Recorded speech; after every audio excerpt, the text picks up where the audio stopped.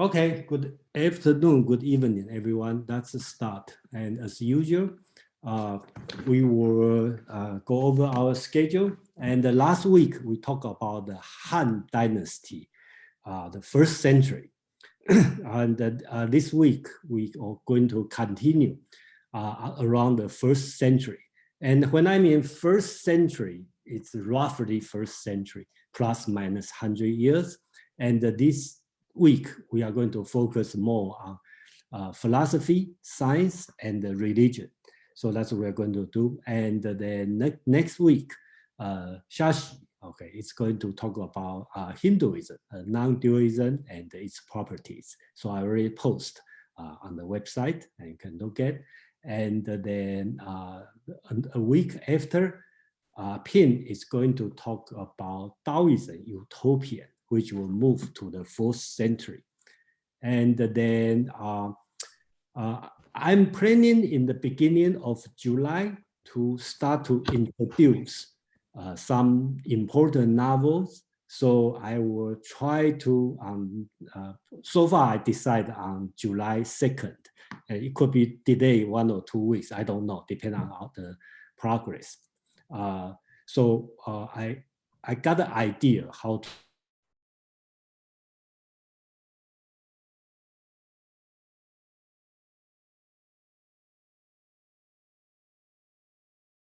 the 20 chapters in 2 hours. So let's try. Okay, so I decided to try. So that's what I'm going to do. So today we are going to talk about the 1st century, philosophy, science, and religion. And basically, when I define 1st century, it's not precise 1st century. Basically, talk about from the 99 BC to 99 CE, okay, around this 200 time. So last week, we already kind of go through from the, I think that goes through from the history of China. Okay, spring, autumn, that's Confucius time. Then we have a warring state. That's a lot of so-called 6 famous schools of philosophy. Then we have a Qin Dynasty, take about 15 years, unite entire China, but it failed because they used legalism system and it failed. And then the Han Dynasty start. And Han Dynasty lasts 200 years. And then they have the short break, Qin Dynasty. Then they have the restoration of Han Dynasty, take another 200 years. So after that, that's the 3 kingdoms. So today we are going to cover around this area, the 1st century, before and after, some political background, and then philosophy, science, and religion, because today's sense of the religion, it really happened during this period of time. Okay. Before that, China probably has no today's sense religion. Okay. So they have some worshiping, offer sacrifice, there's no real religion. But after this time, China has religion. So I showed this map before because we would like to see the global view. During the 1st century, you will see on the Asia, there's a huge empire. It's a Han Dynasty or Han Empire. At the same time, on the West, it's a Roman Empire. So if you look at the people during around the 1st century, in Europe, the powerful people is Caesar Augustus. Right? So after Caesar, okay, Caesar Augustus, basically he's today's sense of the so-called Roman Empire. And then in the Middle East, Jesus, that's the time. You know, he probably well known, or at least a lot of people know during that time after St. Paul's missionary trip. Okay, so and what's going on in China? And there's many things happened during that time. And I just try to put the most influential person, probably the Wang Mang, and some people may not hear about him, but I would like to introduce him in today's. So that's what we are going to cover for today, and a lot to cover, and that's today's agenda. And then for each section, I will have a short 5 minutes break, and that's the time you can ask questions or you can have your own opinion. So that's what we try to do. First, let's go through the philosophy of history. I think, well, before we do that, I think a few weeks ago, Alex is talking about the Qin Dynasty during the Warring State. She introduced the first beauties, 西施. Okay, we don't have to go over the story, but famously Chinese have a saying about the 4 great beauties through the history. So one happened here during this period of time. Wang Chong, this one is 500 BC during the Confucius time. And Wang Chong happened during this time. And the Diao Can, which happened in the 3 Romans or 3 kingdoms. And Yang Guifei, which is in Tang Dynasty on the 8th century. So personally, I don't know who put these 4 great beauty. I disagree on Diao Can because she is a fictional figure. There's no historical account about her. So in my opinion, another person, another lady in this period of time should be considered as one of the 4 great beauties, who is Zhao Fei Yan. Okay. She was the empress, and her husband, called the emperor, it's Emperor Cheng, okay, Cheng Di, okay. According to historical account, he overindulged, and then he died on her bed. So I think Zhao Fei Yan should be qualified as one of the 4 great beauties, in my opinion. But in most of book, whatever, I think it's all consensus. They say Diao Can is one of the beauties, but she's not a real person, but the rest are real. So that's something. And then I'm going to list I'm going to show this table a few times today because that's the major emperor during Han, so-called Han Dynasty, the emperor. So right now we are going to cover during this time, okay, Cheng Di, who has, okay, Wang Zhaojun, okay, one of the beauty during this time, Yuan Di, okay, Yuan Di during this time, because during that time, China, the Han Dynasty, and the Mongolian, well, at that time not called Mongolian, that's Xiongnu, that could be pre-Mongolian, or you should call Han people. That's if you look at it, should be side by side, parallel 2 empires together. So usually they have the very tense relationship, and the way Han Dynasty doing is to send beauties to the Mongolian, that's called Mongolian, okay, to the empire, and to make a peace. So Wang Zhaojun is famous because of her beauty, and she sent over there, become the wife of the Can Yu, which is the king of the kingdom. So make a peace, keep the peace between Han Dynasty and the Mongolian dynasty, or Xiongnu Dynasty. So that's why she's famous, Wang Zhaojun. And then after that, that's Cheng Di. Okay, Cheng Di, that he's famous for, he died on the bed of Zhao Fei Yan because Zhao Fei Yan is very beautiful, and her sister. So the emperor just overindulged for the beauty. So he died on her bed. And after that, that's ID. Okay, who you can see he only ran for 6 years. He's famous for homosexual. He's a gay, and then the person, the boyfriend he loved is Dong Xian. Okay, so they are together, and then he died at the age of 26. And when he died, because he loved Dong Xian, his boyfriend or lover, boy lover, so much, so he decided to abdicate the throne to him. Okay, but of course there's a lot of objection, so turn out it failed. And then we have a new empire. You can see the age start from 8 years old, 2 years old emperor. So at that time, the prime minister, Wang Ma, start to gain the power. He's the prime minister. So that's the political situation. And then if we are in the historical meetup, we have a lot of stories to talk about this. But I will focus more on the philosophical and the intellectual part of this part of history. So let me give a few concepts during that time.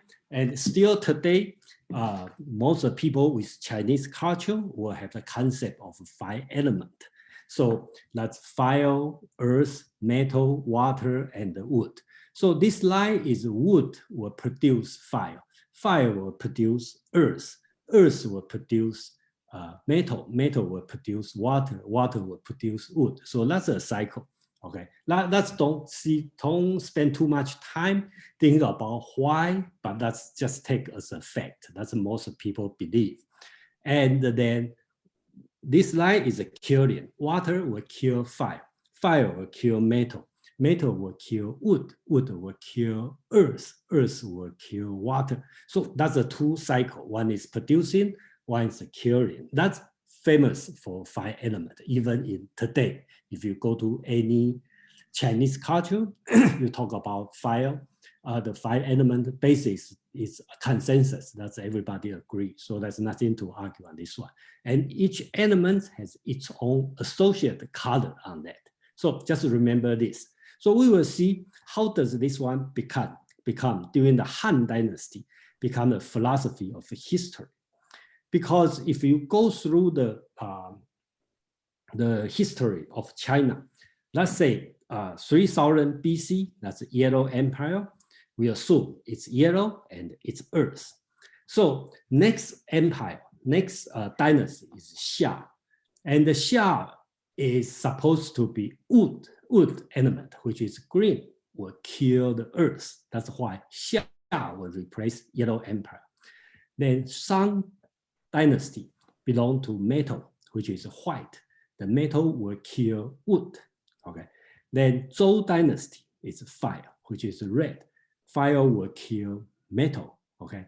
And then Qin Dynasty, it belongs to water. Water is black. So Qin will kill, the water will kill fire. Then right now we go to the Han Dynasty. Han belongs to earth. Okay. And earth is yellow. Earth will kill fire. That's the common belief on the philosophy of history. But during this time, they have a kind of revolution. People start to think about different way. Last week, we talked about so-called old text school and the new text school. So the old text school kind of have tried to revolutionize this idea.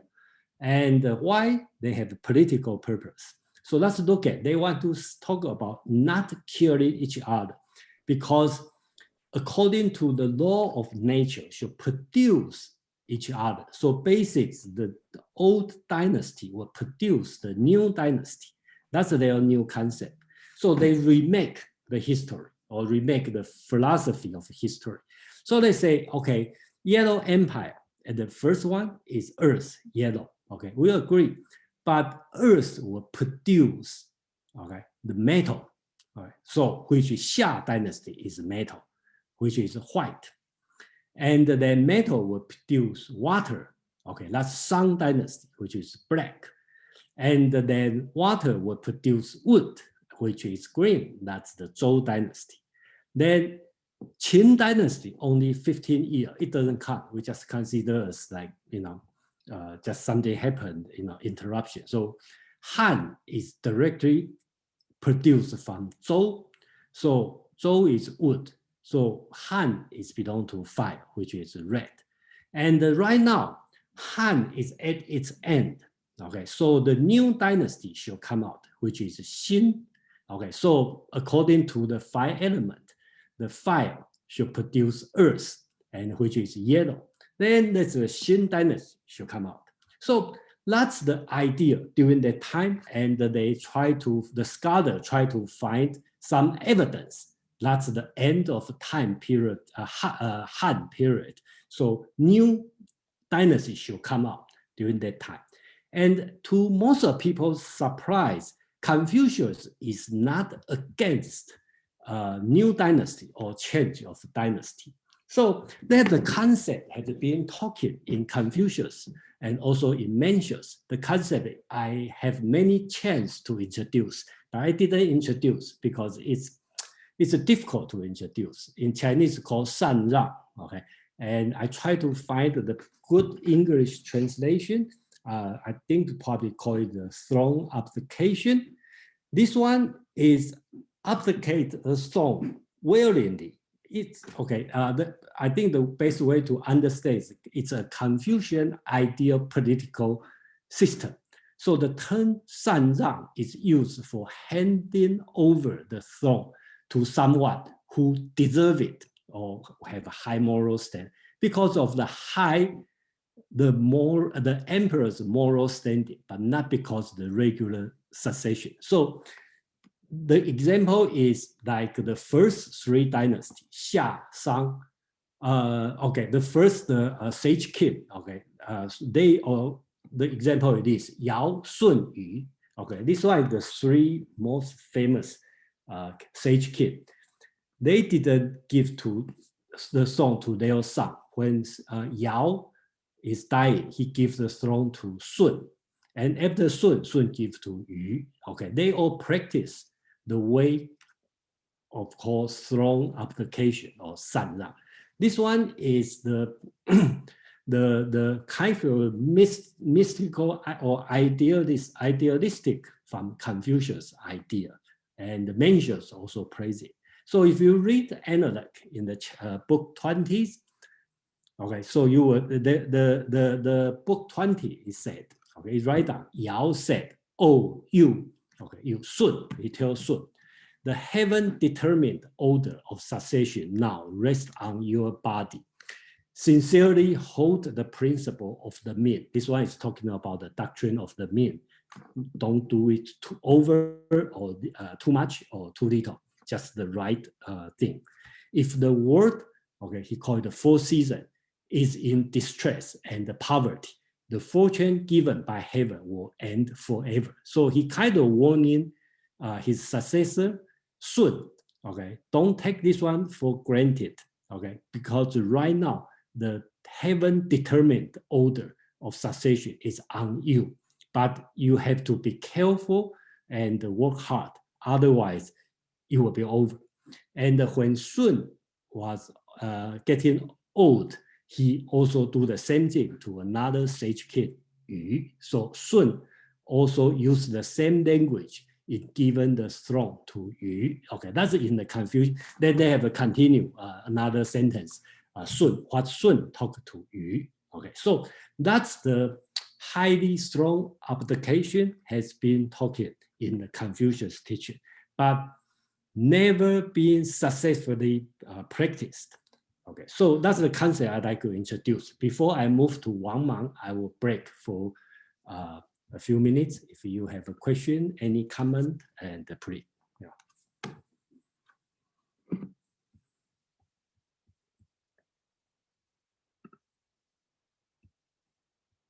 Any comment?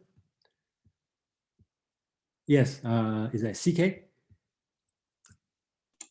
Hi, yes, I'm intrigued by this concept of 禅让. I think it could be translated as gentlemanly abdication. Gentlemanly abdication. Okay, that'd be good idea. Right, because this sounds so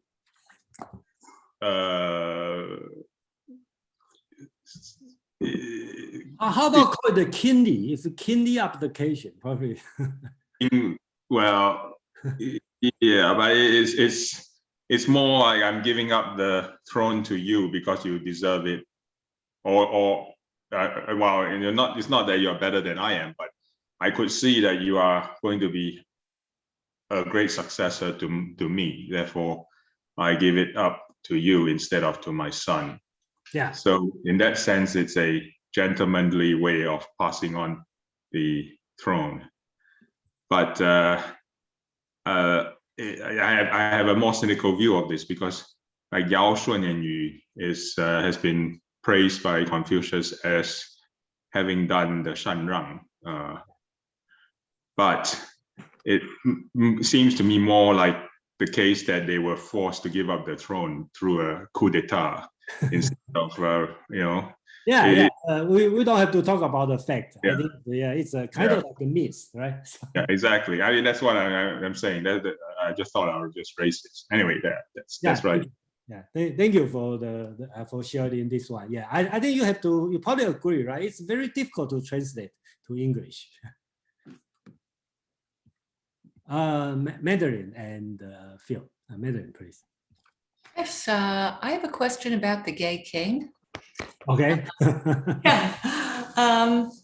This is something that we really haven't heard anything about so far, which is the role of, or not the role, but like the acceptance of homosexuality in ancient China. I'm happy to talk about I mean, it. if there was a king who was gay, then clearly people must have accepted it to some extent. I'm just curious about how this fit into the social context of the time. That's another big subject I'm very interested in. And if you read the Plato or Socrates, right, the gay behavior is not so bad, right, in Christian or Islamic condition, right? It's kind of like partially nature, okay, Socrates, okay. And the same as in Chinese society, I'm not sure during this time, but if we read in the novel, okay, in later time, they kind of consider the gay behavior for old men. If you cannot find a woman, how about find a young boy? It's not good, but it's not that bad. So according to, it's not that kind of sin according to Islamic teaching or Christian teaching. Okay. So that's another subject. When we talk about the novel or something, I think we will face the problem, this question. And it's famous, let's see, the story, I'm glad that you ask about this Qin. Famously in Chinese, if you talk about the gay sex, we use the word called the cutting of the sleeve, okay? Because the story is the king slept with Dong Xian, okay? And then when he wake up, and the Dong Xian, his lover, the boyfriend, still sleeping, and his head is on his sleeve because they wear the long sleeve. So he doesn't want to wake him up. So he cut off the sleeve and leave. So we today, I think, still use the word cutting off sleeve to describe the gay behavior. So that's famous. That's original from here. Phil, please. Yeah, I find this interesting because it seems to me like everything starts with the 5 elements first. Okay. And you create a cosmology or underlying metaphysics or whatever you want to call it by that. And that controls a kind of, it developed into a kind of doctrine of whatever. And on the one hand, that leads to a kind of stability because, the doctrine has to follow, but it almost seems like it also encourages a kind of funny subversion of the politics, because the only way you could change it is to reinterpret the doctrine. Right? And so I could understand this whole idea of the old school and the new school and sort of like revisionism, right? Revise it because the doctrine has to stay no matter what it is. You could revise it, and that revision is somehow a subtle relationship with the politics. And then once you revise it and accept it, the doctrine is still there, just a new way of looking at it. Yeah. And then you win the politics. So it's a very interesting sort of stability, but the stability that's bound within a kind of internal struggle of the revolution in a funny way. Yeah, thank you for sharing. I just like to share my own opinion on this. At beginning, I thought that kind of stupid idea, keep doing. But the way we think about probably not that stupid because we got to have some guideline, right? We cannot use today's standard to blame on the people 2,000 years ago. They don't have Western world, they don't know English, they don't know Western world. Even they look at the Western world, it's not more, probably less advanced than China. So basically, they have not much thing, not outside resources to learn. So you can see as early math. You use this one, to exercise your brain and something rely on. That's another way to look at. But today, we just look at just as a historical account, and you can have any opinion you want. That's Karen, please. Just to clarify with the process of abdication you were talking about, given the ages of some of the emperors, mostly was it passing down to sons? Mm-hmm. Yeah, so that was the primary way, is just passing down to sons. Yes, and they have been happened during the spring and the autumn time once, and it turned out they caused a lot of blood, bloody royal blood. So it's never been successful practice. So here I like to introduce Wang Mang. Okay, he's the first one, and probably the first one really practiced this one, and it worked. Okay, at the time, okay, it worked. So I think that's important. Forget about a lot of comment. He's a good guy or bad guy. Let's look at what's going on in this situation, Wang Mang. Okay, so Wang Mang, remember, let me show the list of the emperor, right? So Wang Mang, his last name is Wang, okay, and then the Han Dynasty, their last name is Liu, okay, but his aunt, his father's sister, was the wife of Yuan Di Liu Shi. Okay, so when Duke Ai, okay, become an emperor, he is Wang Mang's first cousin. Okay, then you see he start to get the power on that because the grandma is in charge. So grandma is the emperor's grandma is his aunt, and his aunt really loved him. Okay, Wang Mang. Because why? Because Wang Mang, let me introduce this person first. Okay, so he is related to the royal family, even doesn't have the same last name. So during that time, the prime minister usually is the uncle. I mean, on the mother's side, the uncle. Okay, in charge. The reason is you don't want to have your father's side uncle, right? Because they can seize the throne. But if you use mother's side uncle, it's safe because when the emperor change hand, they have a different person, different family. So consider safe. Okay. But during Wang Mang's time, because constantly the emperor died early and they don't have son, so they will kind of bring the son they can control. That's why Wang Mang has been in power since the first BCE. Okay, they totally control the government. So let's look at Wang Mang. I think that some people ask about how does people look like.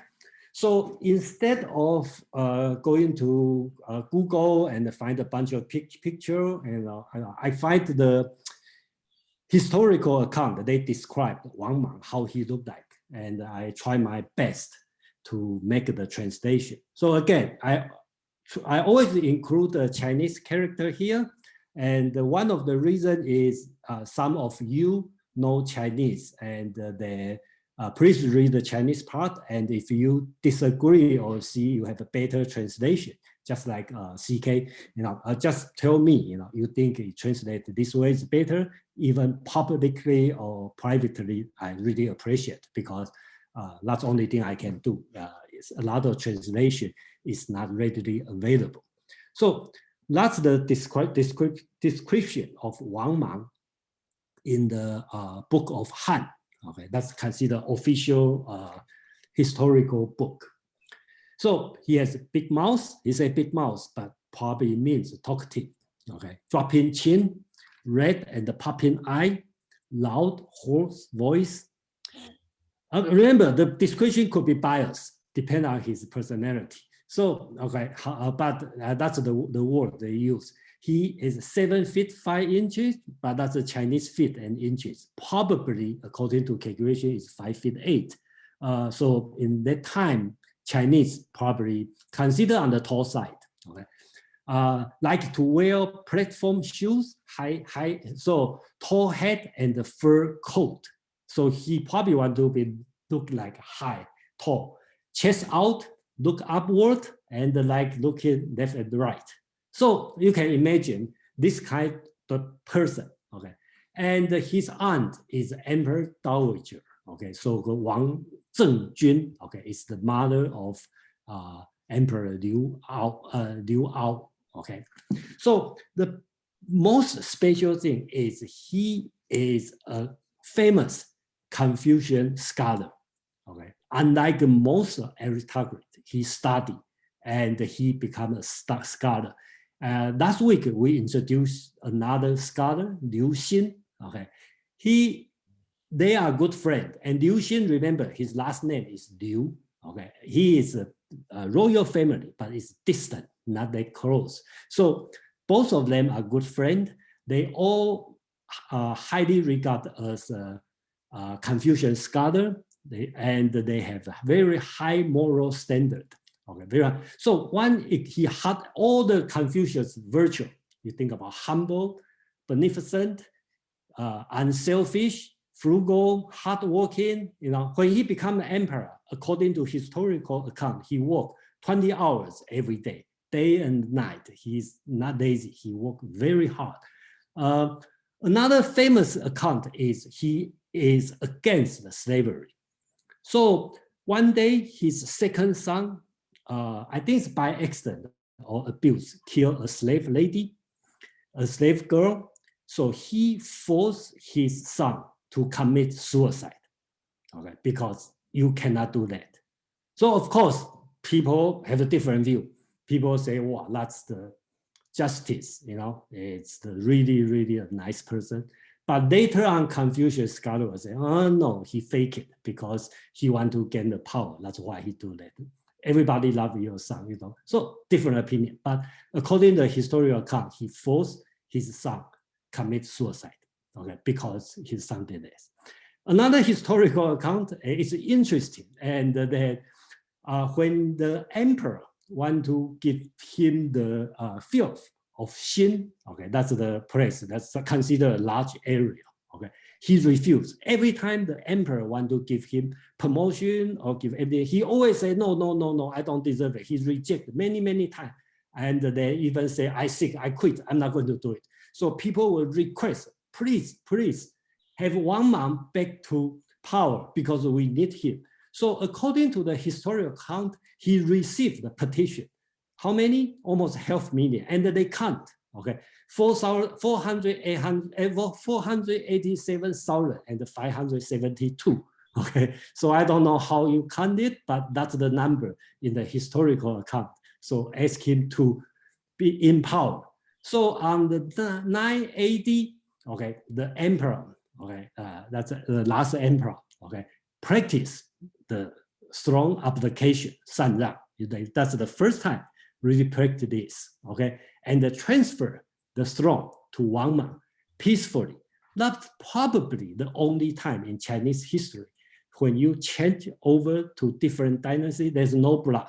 And then the new dynasty, Qin, was established in this way. So it's totally peacefully, and just like today's vote, most people say, well, he's the best person. Let him be our emperor. So he's the best of the best.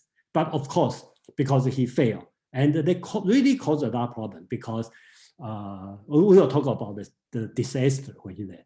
And in another view, if you look at his policy, I don't have the time to list all the detail, but I just list the important policy. If you look at, he's a social reformer, and some people will consider he's the world's first Marxist. Okay, so look at his policy. He abolished slavery. Okay, so but I think he's not really just like Lincoln, just liberation. I think the time when he do the first step is ban the slave trade. So the slave offspring should be free men. You cannot be slave, and then you cannot trade slave, and you cannot buy slave. Okay, but so this one is really on the surface is really good policy, and probably look at around the world, probably no person in power willing to do so. Okay, so he's advanced in this one, and then. He started have a business income tax. Okay, so that's a very advanced idea. When you do business, you pay 10% of income tax from your profit. He know the concept. You have to pay your profit. But the question is, at that time, there's no double entry booking system. And how are you going to calculate your profit and then pay 10%? It's really a big question. Right, but at least he has this great idea on that, and he do the currency review.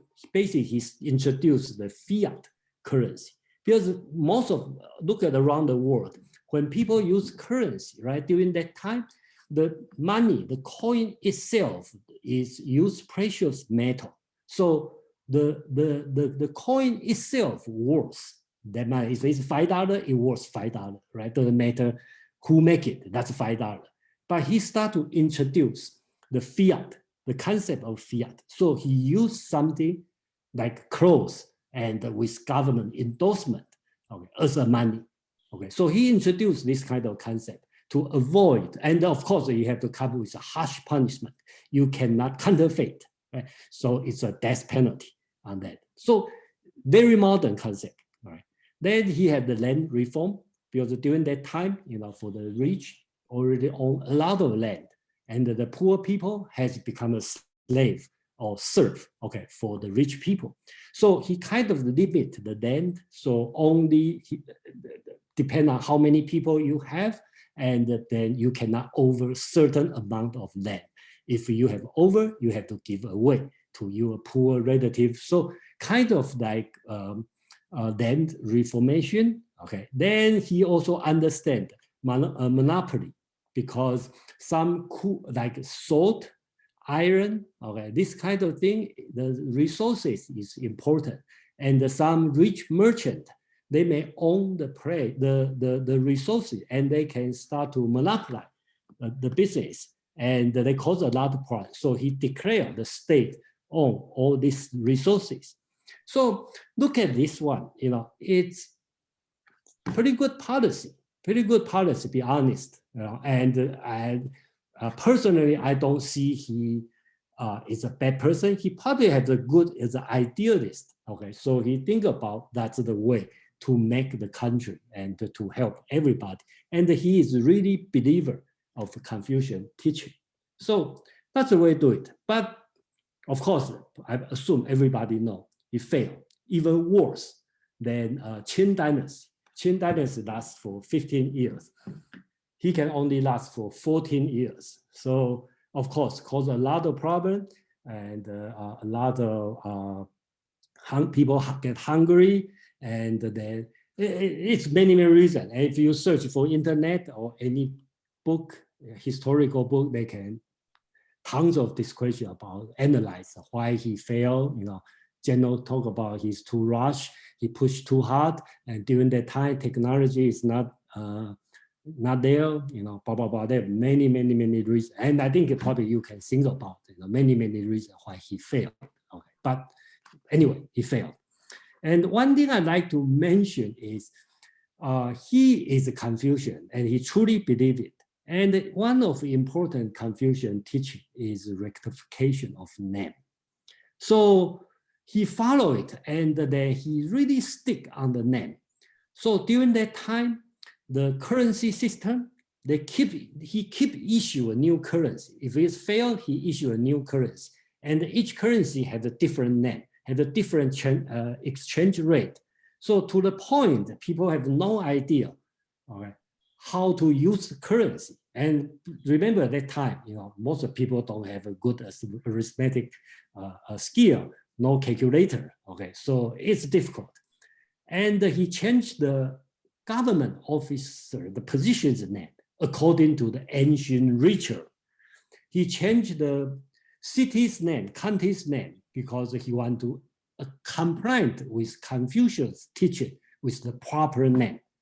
The worst thing is he changed the foreign country's name, okay, like Mongolian, that time called Xiongnu, and at that time is considered as a parallel, the same situation like a brother, but he want to change their name, okay, as instead of calling the king of Xiongnu, and you want to call it like Xiongnu belong to Han, belong to Qin Dynasty, and they want to change Korean's name. So, because the Korean's name is Gao Li, means high, so it's not good. It should be changed to low. So he is very focused on this kind of thing. So that caused a lot of problem, unnecessary problem, in my opinion. And then if you look at fairly, he really did see he has a great philosophy. If you will consider Confucianism is a great philosophy, he practiced great philosophy.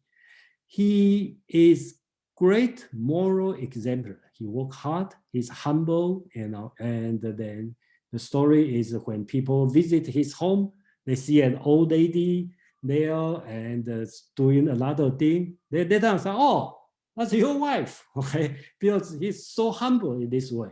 And then he also implement the great political system. That's the model from the ancient Zhou. Okay, so everything he look at the old text, he tried to find the ancient Zhou doing. That's Confucius keep talking. That's the best political system. So it doesn't work. It caused a lot of problem. Okay, the foreign country has a problem, and the internal also have a problem. So turn out to have a famine. And then when people get hungry, so the first is the female revolutionist. Okay, mother Lu Mu she started because her son was killed. Okay, because he fired some dog, got killed. So the mother got angry. So started. They have the so-called red eyebrow. So they dye their eyebrow red, so you can recognize. And they have the so-called Lulin, green wood, against. So agrarian revolution. So finally, let's make the story short. Because Liu Xiu, on the 25 AD, he's another distant royal family. He successfully overturned Wang Mang and then so-called restore the Han Dynasty. So since then, we call they still call Han Dynasty, but we call it Later Han, okay, or Eastern Han, because the capital has moved eastward a little bit.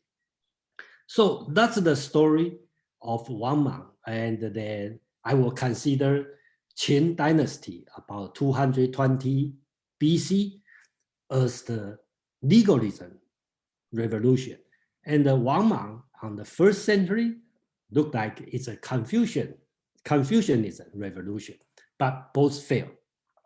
And then we finish this one. So before I finish this section, I'd like to share Dao De Jing, what Lao Tzu said. Of course, Lao Tzu is 500 years away on this. But if Lao Tzu lived there, then you will remind what you read on the chapter 19, what Lao Tzu said. He said, without the sagehood and the knowledge, the common people will live much better life. Lao Tzu also said, without the benevolence and the righteousness, okay, the common people will naturally practice filial piety. Without exquisite and expensive good, thief and the robbers have no incentive. So that's Lao Tzu's teaching. It sounds like, teaching Wang Mang. You see, you practice the sagehood, you focus on pursuing knowledge. You try to use the Confucius morality. Turn out you make the world upside down. So that's another way to think about, to criticize Wang Mang. So let me finish this section here about Wang Mang. It's a short history, but political, if you are in the history political meetup in Chinese, and probably we have a lot to talk about this, but I just briefly go through this period of time. So, if you have any question, comment, please. Karen, please. There was a question in the chat when you were talking about Wang Ma's fleeing. No, but just freeing the slaves. Who were the slaves? Were they mostly local people, or was the slave trade international? I guess is the question. Okay, the slave. Yeah, I think all the society before this time, right? Greek, everything, they have the slave, and the source of the slave usually is during the war. But China's situation, usually the poor people, it's a common practice. If you are too poor to survive, and you sell yourself as a slave. So that's a very common situation.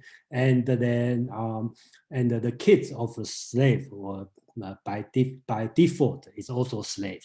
Okay, so that's the common practice during that time. And famously, in about 150 BC, the famous emperor Wu Di, right? One of his wife actually is a slave girl.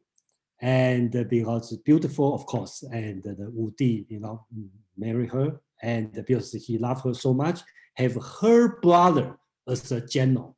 Okay, so Wei Qing. Okay, so the slave girl's brother become a general. He fight the Xiongnu Hungarian, become famous hero. So that's another long story. If we have a chance, we can introduce about the different slavery system, something like this.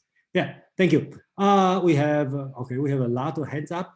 We have Phil, Suki, Chris, and Asha. Okay, Phil, please. Yeah, when I read about him, I thought he was a good guy. He was a reformer. I was very hopeful. But it turned out he finally failed, and I was in some ways confused by that. And it seems to me that he was almost a utopian, and yeah. perhaps the way that he failed was that he did not understand that politics, society, is an evolving process, and it has evolved to such complexity that he couldn't manage it. In other words, he didn't have enough expertise, and he just thought, these are good ideas, but you also have to manifest the ideas in a way that will make the transition. And I think also when you manage it in a way that might be good, there might be a lot of people who are pissed off by losing their rights or whatever. So you develop some internal enemies as well. So it turned out that it was kind of funny that maybe if it was more slowly done, and it was like with more technical expertise that understood the intricacies of how the transition from one system to another, he might have succeeded, but he was like a little too ambitious for implementing these very, very difficult issues. That was my thought. Yeah, I think that's a lot of people think this way, but there's many detail. If we want, we can go through. It's a lot, a lot thing to talk about. Who's next one? Chris, please. Yeah, no, I probably have a similar reaction to Phil. I actually thought that if he was alive today, he would be like Bernie Sanders. I mean, he'd be a great, like a philosopher or a leader of a movement, but not as someone who governs. It's a big difference, right? He had a lot of good ideas, but he's completely unrealistic. That's the problem. He wanted to change everything today, which is so the fact that he doesn't have the sense of reality is its downfall. But I think, I don't want to clarify the slave thing. I think the way to understand ancient Chinese slaves is more how we term like indenture servitude or the system of serfs in Russia. That's more like the way we should think about the Chinese slaves in that time versus, like slaves, like say in the American system or even in the European system, right? Like they're still like recognized as human beings. I mean, they could return to that stature, if their debt, mainly it's financial, if their debt is paid. It's not like once they become slave, they lose everything and then can never claim everything back. So that's the big difference. Thank you. Yeah, that's very different from the American South slave. Yeah, that's true. Yeah, and the different country, different time. We cannot just use slave to overall call slave because they're all different. Yeah. Suki, right? Suki, please. Yeah, thank you for combining the Dao De Jing to the real people story. I feel like he's the perfect example of doing too much during such a short time. He trying to put more things and very confused because right at that time they don't have internet. They don't have other. They just these peasants are just so confused. And also I read that he also make salt, metal, also wine, and make also the industry of making money, the coins, and some of the natural resources into the nation. So it feels even sounds to me a little earlier, like a communist kind of doing. So that's why a lot of it hurts the personal interests. I think that part of the real example of Dao De Jing saying that you do too much, you just too aggressive, want to do too much. And also the slave, a lot of slaves were prisoners of wars, because before that a lot of wars, so some of them are like that. And the official end of slave trading, that kind of stuff, was in Qin Dynasty. It was in 1910. So that's some background I want to share. Thank you. All right, thank you, Suki. Who's next one? Rishan, right? Yes, I was gonna ask, and I was gonna question: could the slaves raise their status by marrying into these families, or was it just if the emperor or the general chose you, would they then be able to raise their status through like maybe a birth or a child, and could that child become the emperor and then kind of, how do I say it, raise the status of the whole entire slave family? I'm not sure what's your question. You are asking the question about the slave situation? Yes. Would their status, I'm just asking basically, would their status be raised if they were married into these emperor-like families? Yeah. Okay. Yeah. So the one example is the Wu Di, right? The emperor.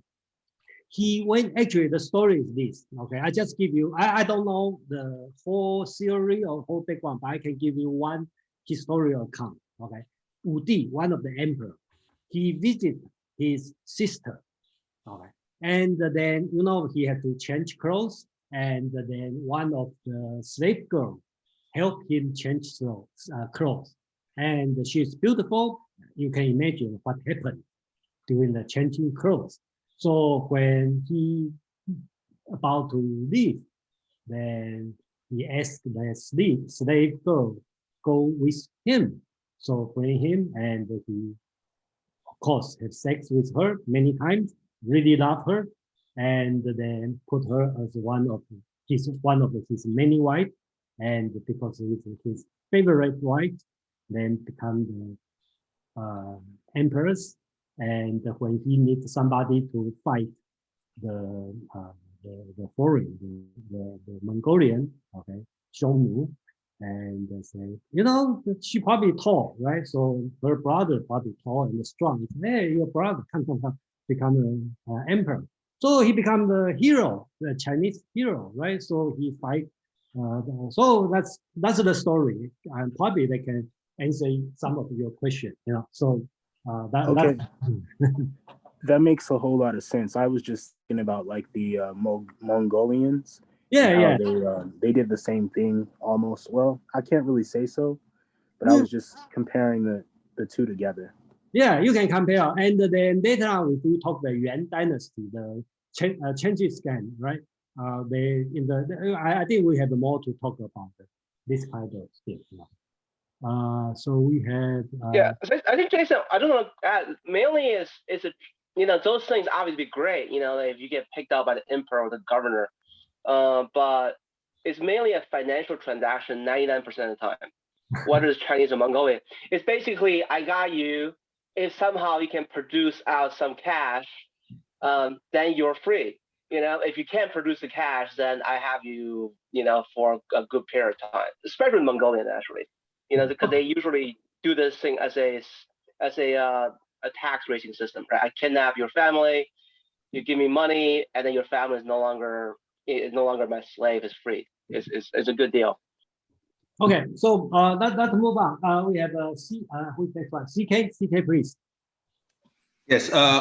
When I look at Wang Mang, he reminds me of another reformer of the same surname, Wang Anshi of the northern Song Dynasty, and later on another failed reformer called Kang Youwei. So these three are kind of interesting because Wang Mang was so far ahead of his time. He was way ahead of his time in any empires during the 1st century AD. He probably failed because he wasn't a practical statesman. He was involved in a lot of court intrigues in order to gain power, but I don't think he was able to hold power because he believed in so much of the Confucian idealistic writings and didn't really understand legalism, right? So Wang Anshi was a reformer, and I mean Wang Mang touched too many vested interests. He tried to take away the landed gentry's way of generating revenue, and Liu Xiu was one of the minor nobility who belonged to the landed gentry. So Liu Xiu's family interest was adversely affected by Wang Mang's reforms, which led to him wanting to restore the Han Dynasty, meaning restoring the fortunes of the landed gentry. So, and Kang Youwei later on was again a scholar who tried to implement too many reforms without the help of anybody except the emperor, and the emperor was powerless. So you can see all these like intellectuals didn't really know how to do a proper job, right?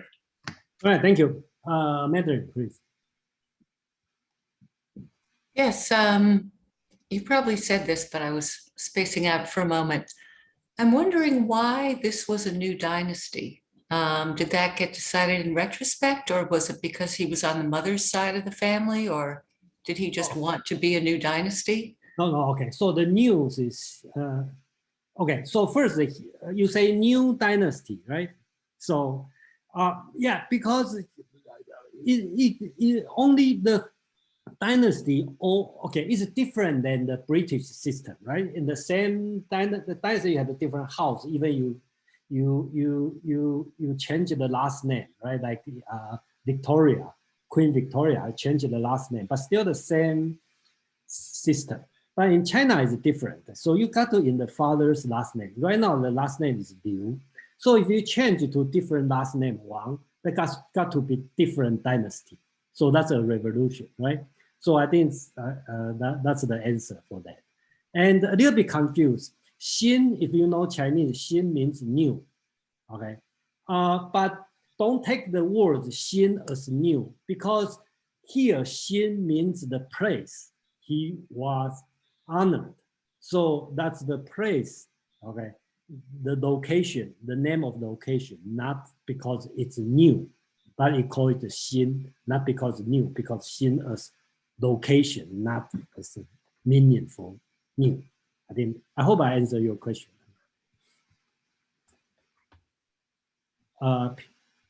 Phil, please. Yeah, I'll make this real quick. I mean, the contemporary example would be Gorbachev's glasnost, right? It was too fast, and then followed by Yeltsin's, transferring to whatever things have so happened.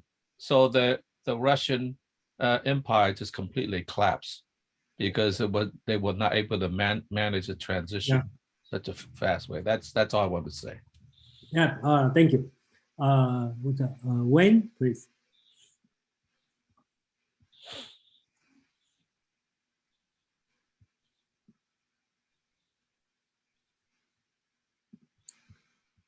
So when are you? Know how to work this thinking thing. Okay. All right. All right. Goodbye. It doesn't work. Okay, that's all you want to say? No, how do I work it? Oh, It's working, Wayne. We can hear you. You can just go ahead and All ask a right. question. All right. Okay. I want to know the slaves, were they treated badly? Were they owned by another person? Did they have any rights? Did anyone show them kindness? Was it similar to the black slaves in the South of the United States? I don't know exactly what's going on, but I believe their situation probably much better than American slave, I think. Okay, and they have the chance, they have a way out. So that's my understanding. Yeah. Thank you. 谢谢. You are welcome. 不谢. Let's move on. Let's move on. Thank you. Okay, so we're done with the political. So we have another hour. We talk about philosophy. Okay, Wang Chong. Let me introduce this person. So right now we already done the right now we are in the later Han. Okay, the second part of Han. Okay, so we have another 200 years to go, but I will focus on the first 100 years.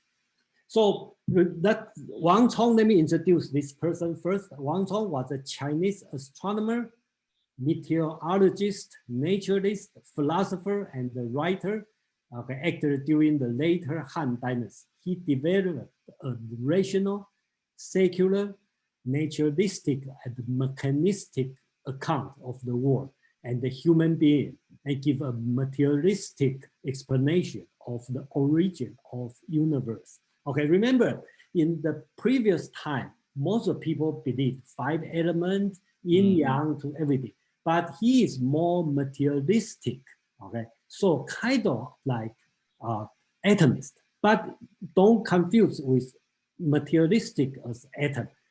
His foundation, not atom, is qi. He's talking about qi, okay? But he still believes qi. His main work was Lunheng, translated as a critical essay. This book contains many theories. It's 85 chapters involving early science of astronomy and meteorology. Okay, so he said he had 100 chapters, but right now we only have 85 chapters, and probably not a lot of people read his book, and then I think his book is worth to read. I start to look at and I find out it's probably worth it to read the chapter by chapter because he is very different than other Chinese philosophers. And another difference is most of the people we introduce, they got a job in the central government. And this guy, he didn't get a job in the central government. He only worked in the local government. So that's why his thinking, another thing, is different. And China, through the history, lack of the people represent from local. Usually is the people from central government. So he is very important to understand the thought during that time. And the Joseph Needham has a writing, I think it's very good. That's why I copy here. The Confucians also maintain that the expression that the rain comes down from the heaven means that it actually does fall from heaven, okay, where the star is. However, consideration of the subject show us that the rain comes from above the earth, but not from heaven. So he already have an idea, okay, of the cloud, and the rain is not from heaven. They have the property from the cloud by his observation. So that's he start to thinking about. So I like to think about the same person on the other side, which is the Lucretius, okay, around the same time, okay, about earlier, about 100 years in that time, he talked about the nature of things. It's very similar kind of person, very mechanistic, materialistic, okay, and then skeptical on any mystical explanation. Okay, so I like to talk about the book, okay, this book, and then I cannot, I don't have time and not enough energy, and they don't have enough resources about the translation. So I just make a quick summary from whatever resources I have. So it's I like to call it the remarkable spirit of scientific skepticism. Okay, he talked about one phrase to cover all his writing. I think it's in Feng You Lan's writing. Feng You Lan said, he said, the hatred of fiction and falsehood. In things, there is nothing more manifested than having result. And in argument, there is nothing more decisive than having evidence. So he talked about the evidence. Okay, so he doesn't want to believe anything without evidence. Feng You Lan also talk about Wang Chong vigorously attacked the theory of yin-yang school, especially its doctrine that an interaction exists between human and heaven and the man. Remember in Dong Zhongshu's theory, right? Talk a lot about the human-heaven interaction. If you do good, heaven will reward you. If you do bad, you get punishment. He start to talk about this one is nonsense. And he have an example, his explanation. I think it's interesting is how he made a metaphor, okay, the way of thinking. Men hold a place in the universe like that of a flea or a louse, right under a jacket or rope, right? Can the flea or louse, by conducting themselves either properly or improperly, affect the change of or movement or in the ether, or you call it the qi, under the jacket? They are not capable to do this, and to suppose that man alone is capable to misconceive the principle of thing and the qi, okay? And then in chapter 42, Wang Chong also used Taoism, okay, the Laozi Dao De Jing, to argue against the Dong Zhongshu about the yin-yang school and the heaven-human kind of interaction. So he is against Dong Zhongshu's theory. I will call it the mystical Confucianism. And you can put Wang Chong in he supported Qi and Taoism. So later time, a lot of people consider him as one of the Taoism philosopher. But it's not really Taoism, but you know, there's some subtle difference. But most of the time he has been considered as a Taoism. So so Wang Chong also atomism based on qi. That's what I talk about. So I'm going to quote how. Okay, that's his writing. Okay, I just want to make one translation on his writing. He talked about death. There's many chapters, and I have no way to do too many. So I just picked some I think interesting to make a translation. And then again, you know, the translation I just make it. If you see there's some problem, please let me know. I think this one is a common subject, right? During the ancient time, people talk about death, and I like to pay attention on how he argued. Okay, so he said the spirit of death are ghosts. If we see ghosts, which are the spirit of the death, they shall be naked and wear nothing at all. Why? Because the clothes has no spirit. When people die, their body are decomposed. How can they wear clothes? Spirit are mainly from blood and the qi, which are attached to human body. We can understand that the spirit become ghost after decomposition of body. However, the clothes and other wearings have no blood and qi. When they are decomposed like bodies, how can they retain their original forms? From this point of view, the clothes of ghost must be one's imagination, and the body of the ghost must be one's imagination also.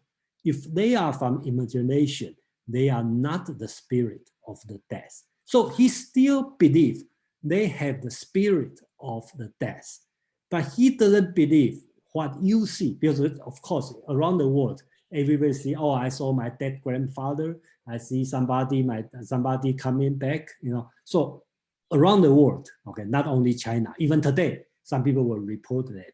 His argument is, well, if you see them, they must be naked, right? Because the clothes cannot become a spirit. They must be rotten. So if you see the clothes, they must from your imagination. And then the person wear the clothes must from imagination also. So it's not real. So that's his argument. And I think it's without the modern logic, modern scientific thing, you know, it's pretty logical, you know, in this way. That's his argument.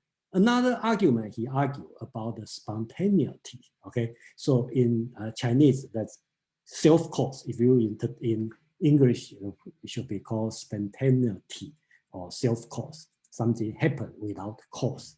So by the fusion of the fluid, this one I talk about qi of 天地和气, the fusion of qi, okay, the heaven and earth. All things of the world are produced spontaneously, just as by the mixture of fluid of husband and wife, children are born spontaneously. Everything happens naturally by itself. Among the things thus produced, creatures with blood in their veins and are sensitive of hunger and cold. Seeing that grain can be eaten, they use it as food. By discovering the silk and hemp can be worn, they take it as clothes. Some people are of opinion that heaven produced grain for the purpose of feeding mankind and the silk and hemp to clothe them. They would be like to making heaven the farmer of man and the mulberry girl, because mulberry girl will pick the mulberry leaf to feed the silkworm, and they use silkworm to make clothes. So in the ancient time, use the farmer and the mulberry girl. The girl pick up the mulberry leaf and the man go to field to work. So that's the background. It will not be in accordance with spontaneity. Therefore, this opinion is very questionable and unacceptable. So basically, his argument is an anti-teleological argument, right? So it's everything happened here. They don't have the purpose for human.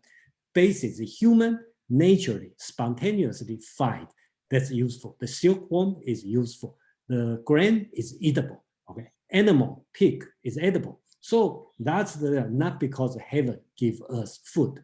And if you remind, I'm going to remind you on the Dong Zhongshu's talking, right? Dong Zhongshu talking, you see, you talk about heaven, earth, and the man. Okay, the triad, right? Man, both in physiological and mental aspect, is a replica and the duplicate of heaven. As such, he is far superior to all other things of the world. Man, heaven, and earth are the origin of all things. Heaven gives them birth. Earth gives them means everything. Heaven gives everything birth. Earth gives them nourishment, and the man gives them perfection. Okay, how does man accomplish this? That's Dong Zhongshu's theory. So Wang Chong is directly against what Dong Zhongshu talking about. There's no relationship, human and the animal. That's not much difference because we eat them and they are edible. We find they are the mulberry, the silkworm can make clothes. I make clothes. That's his idea. And what he based on Tao Te Ching, chapter 25. Okay, I'm not going to all of them. This one talk about the heaven, the Tao, the heaven, the earth, the human. If you read carefully on the last one, okay, they say there are 4 greatness in the universe, right? The Tao is great, the heaven is great, the earth is great, and the man also great. That's all said what Dong Zhongshu will say. That's also Wang Chong will say. So there are 4 greatness in the universe, and the man is one of them. So to this point, there's no argument. They're all the same, okay? And men follow the way of earth. Earth follow the way of heaven. Heaven follow the way of Tao. Tao follow the way, Tao follow its own way. So here, that's a different interpretation. Wang Chong the interpretation, men just follow the earth. Okay, so we are part of that. We are great. Okay, but it's not much different. We just follow everything happen on its own course. Unlike Dong Zhongshu will say, human, heaven, and earth, they have the interaction. Okay, they have their own purpose. So you will see that's the different idea and Wang Chong bring up. So I will end Wang Chong's section here, and then any question, any comment on this one, and I just can make it very short. That's just very small part of Wang Chong, and actually they have a lot, about this philosopher. Yeah, Phil, please. Yeah, I was actually so impressed by him, like, because the time it happened, it seems to correlate very much with the Ptolemaic universe. I mean, the late Greeks, not the early Greeks, but the late Greeks. And I was particularly almost shocked by the similarity of the cosmic model. It seems so similar to the Ptolemaic model. So I thought to myself, only 2 possibilities there could be. One is there was actually some degree of contact between the 2 worlds. That's one possibility. And it seems to me history says they never at least made contact. There might have been some diffusion of some sort. The other thing is that if you think alike, then you would come up with similar conclusions, like, so the models would come out similar because, and I got this when I was young, and one of my teacher was a tinkerer, and he fixed bicycles and all that kind of stuff. I said, how do you know how to do that? He said, well, I think of it as like this was created by another human being. If I could put my mind into that mind, then I could figure out how it's done, right? So I think that repetition made it similar. The other thing that I found incredibly interesting was his seismograph. I mean, like, that was actually ahead of the West, right? Well, that's not the person. That's another person. That's another person. Zhang Heng. We are going to talk about Zhang Heng later. Okay. Yeah. I think people confused because these 2 persons, they live the same time. Okay. Yeah. And then Zhang Heng is more like I will call it Da Vinci. Okay. Yeah. Right. Here's another invention. Okay, so we'll talk about this. Yeah, but I agree on your second idea. Yeah. Because I think to me it's a courage, because I think by nature you would think that's ridiculous talking about heaven, earth, yin yang. That's baseless. Okay, but since all the scholar, government, everybody say that, so your teacher also said it. So it's difficult to come with your own idea. Could I ask you one question though? Because it seems like what he is saying is so contrary to the tradition, Yes. The tradition, that why wasn't he just branded a heretic? He was never in high government, but he was in a local government, right? I mean, if he was in Christian Europe, he would have been a heretic and possibly even executed. He was a heretic, okay, but that's why most of but he's not being punished, Okay, but it represent one. I believe through the history, probably have a lot of people have this kind of thought, but this book, the existence of this book represent the time, the general thought has been changed, loose up a little bit. Okay, so that's just my thought. So you will see the future development, like Zhang Heng, and then they have a lot of invention during that time. So, yeah. CK, please. I think Wang Chong is one of the great underestimated thinkers of China. Yeah, I agree. Yeah, he was a proponent of evidence-based research. Yeah. Not just pure speculation, which is very important in the quest for scientific inquiry. He is also a forerunner, or what we call a forerunner of materialism, the materialistic conception of history, or what the communists would, or Marxists would call primitive materialism. Yeah. He was, and still is, held in high regard by many scholars, and I think also by officialdom today in the People's Republic of China, as evidence that early Chinese thinkers have within them evidence-based way of doing research. So Wang Chong was one of those that were mentioned from time to time in the PRC. Yeah, I agree. Yeah. Mandarin, please. Jason, thank you so much for doing this. Well, in general, and also for the confluence of philosophy and science. It's really great. I'm wondering about chapter 67 on death. Yeah. I mean, it looks to me here as if he is using logic to disprove the existence of ghosts. Yeah. But I think that what you said was that he was using it to say that however you think you see a ghost, it's incorrect. You are clothing it with your imagination, but he's not quite, I think you said that he's not disproving their existence, but it looks to me like he is. He's disproved he just disproved what people report. I think his point is this. That's from time to time that the people say, oh, I saw my dead grandfather. I see, your grandmom come in, to tell me, blah, blah, blah. So, and then he just wanted to say that's not possible because are they wear clothes? Are they naked? No, they wear clothes. Then how does the clothes show up, right? Because clothes has no spirit. So I think that is, unless you say, okay, I see my dead grandma naked. Oh, that's possible, right? Because it's spirit there, but nobody report this, right? Everybody report. I think around the world, in the Western, in the Chinese, even today, nobody see the dead people naked. So that's his argument. Okay, so let's move on. So this time we're going to talk about technology, and the Zhang Heng is this time. Okay, so before that, let's talk about the so-called four great invention in China, right? So I think a lot of people know the compass, gunpowder, paper making, printing.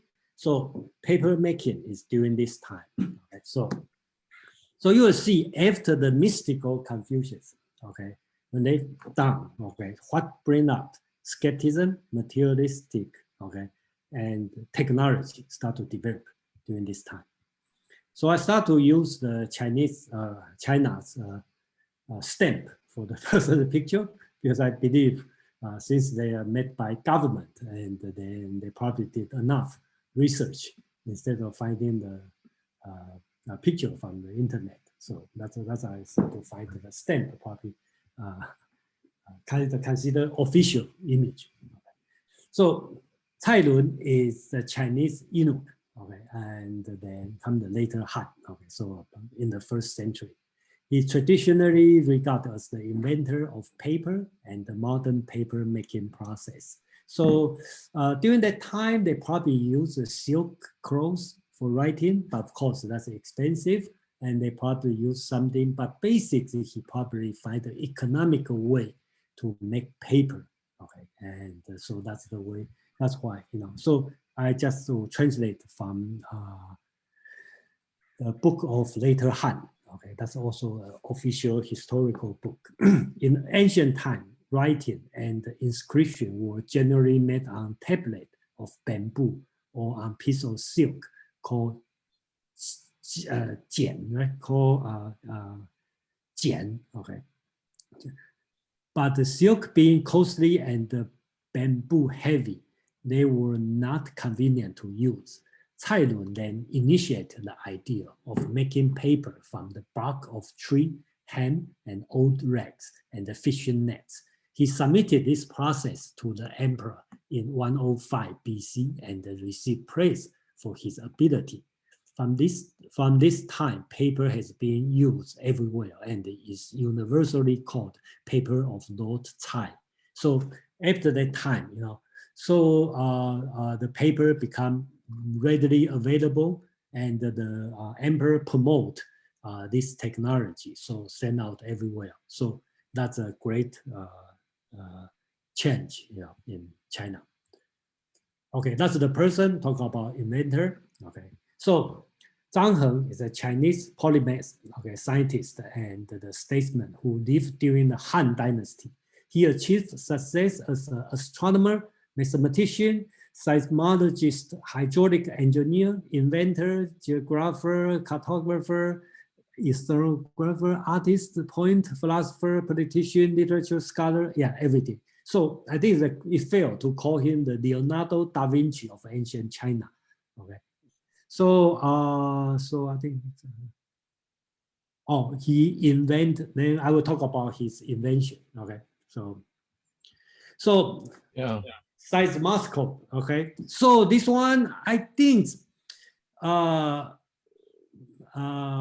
Phil, you want to talk about this one? Seems you are interested. I give you the stage.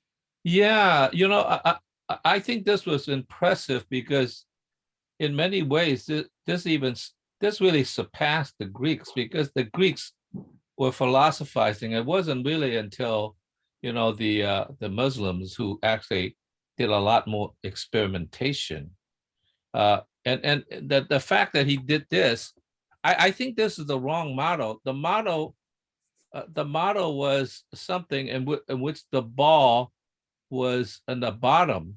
Here's the ball. Here's the ball would drop. I know, but what I mean, there was, when they revised the model was the ball was down here, because what happened when it rocks, it creates not a swinging motion, but a kind of wiggly motion, and then the ball rolls over here, and then it drops to the frog here. So I think that this is actually the wrong model, but it is really, really interesting because here you created the relationship between scientific thinking and technology.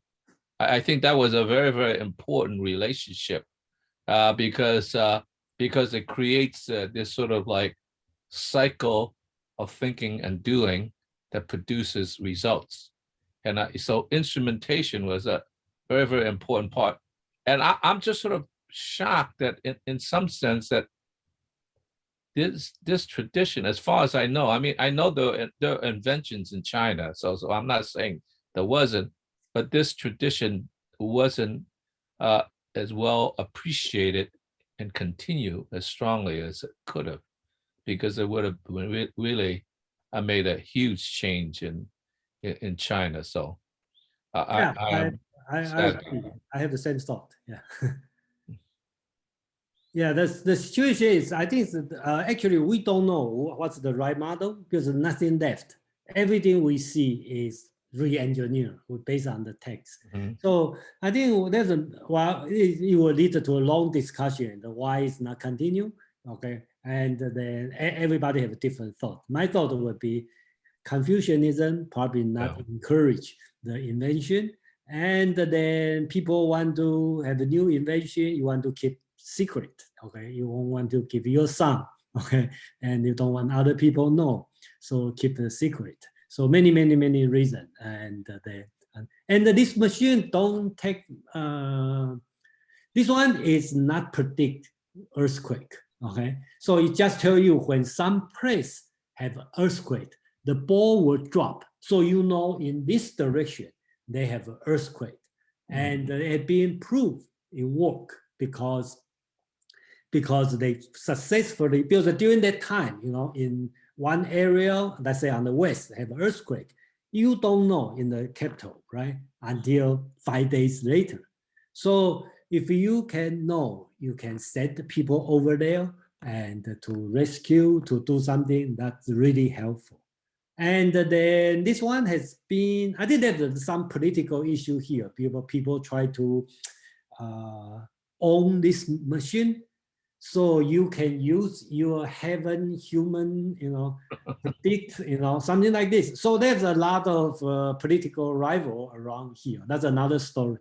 But well, you're asking a bit much to say predict. We still can't predict it. No. Yeah, that's not predict. It's just know. Yeah, nothing right. predict. Yeah, nothing predict. So just know. Okay, something happened somewhere, and then I think the significance here, just like Phil said, around the world during this time, usually use myths to explain earthquake.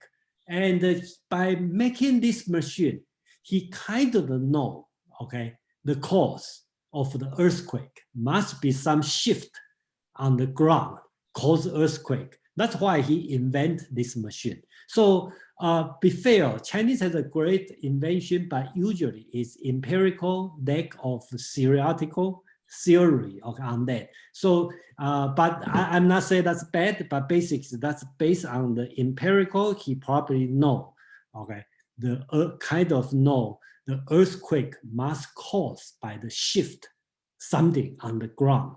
So he invented that. So to me, that's the significance of this machine. So another thing is armillary sphere. Armillary sphere is not uncommon during that time because you want to know the sky, you know, by law, if you keep the good record systematically for 100 years, you probably will figure out, as long as it's not too stupid, probably you figure out the routine. So you make a model, it's not a big idea because the Greek astronomer, right, invented the first armillary sphere on the 255 BC. That's very early. That's the, but the Chinese one, okay, also developed in the early on the first century or 52 BC. So, but Zhang Heng, the specialist, he used the water powered. So you will start to move automatically. So that's the invention. And the hydraulic machine has been started popular during that time. So for the irrigation, okay, so mechanism. So without the steam engine, okay, Chinese already use a hydraulic power, okay, to do a lot of work, mechanical work. So some people said they even lead to the clock making, okay, so because this kind of machine, the water clock. So he has some theory as astronomy. He already knows, okay, that's I also translate from his work, okay, his work. The sun is like fire and the moon like water. The fire give out the light and the water reflect. Thus, the moon's brightness is produced from the radiance of the sun. And the moon's darkness is due to the light of the sun being obstructed. This side which face the sun is fully lit and the side which away from its dark. So he already start to understand the sun and the moon, how does we see the moon, and he also try to explain, okay, and which is correct, right? He talked about the solar and the lunar eclipse. Okay, so that's his writing. He write the planet. When he say planet, he talk about the Mars, the Jupiter, moon, this kind of thing considers have been the nature of the water. Kind of, he think they have water, so it can reflect the light. They don't have light.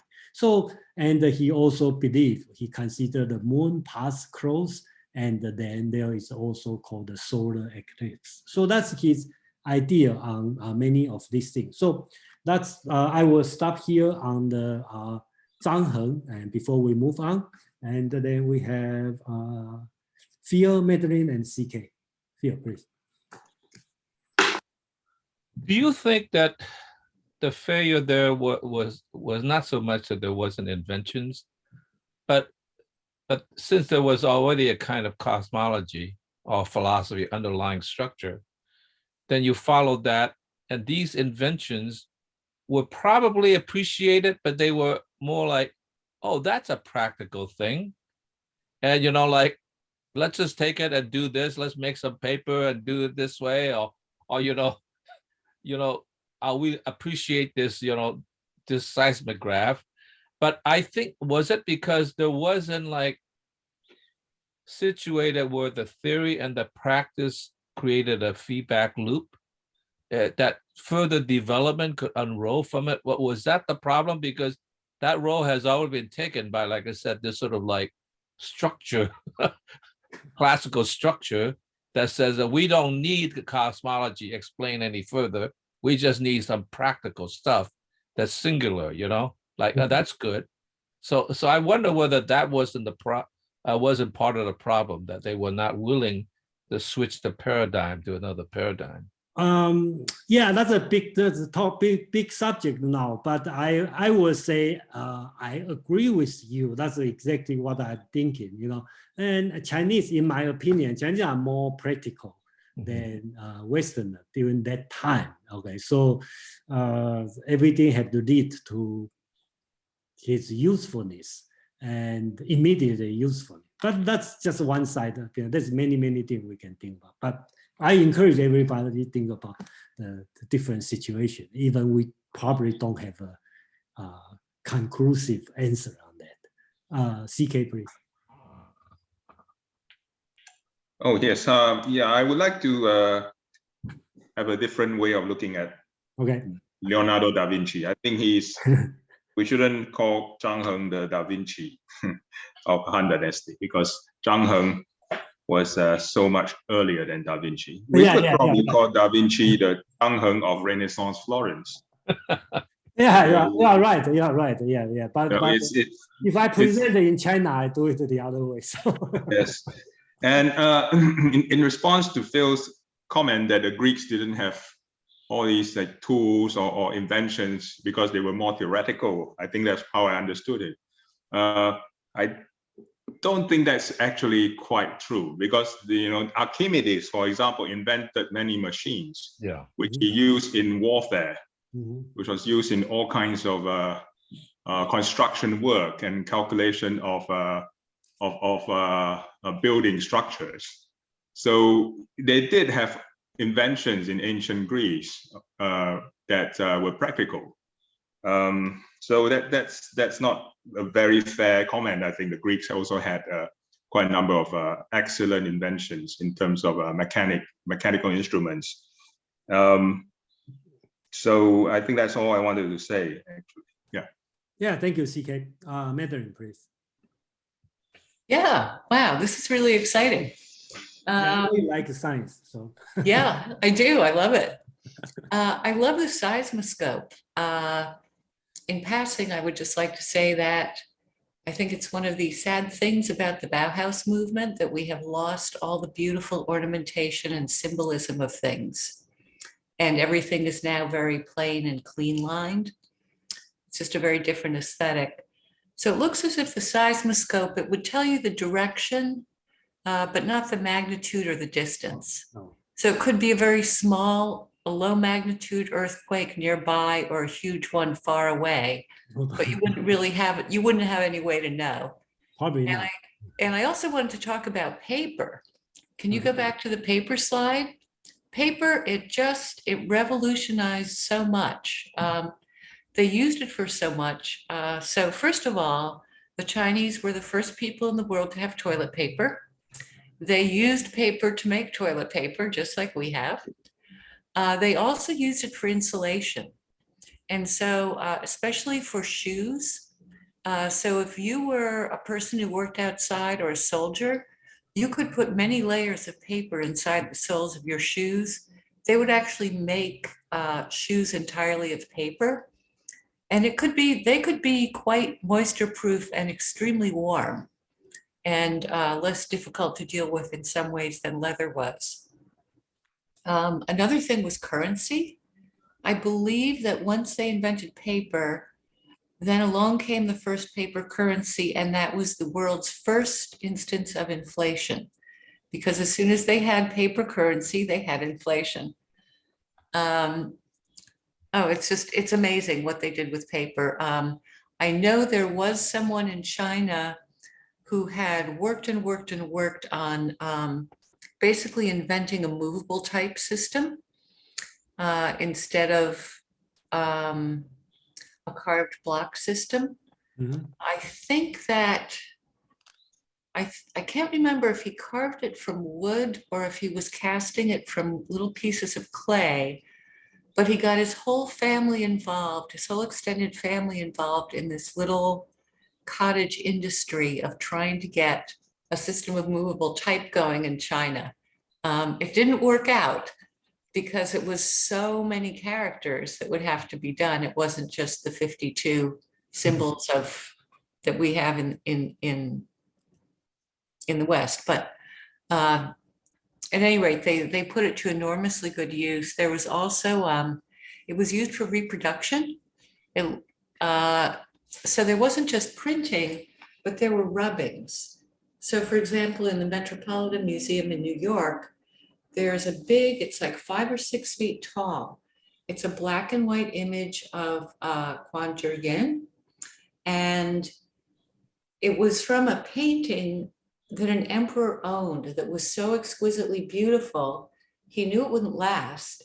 So he had a carving made to replicate it, and then you could make rubbings.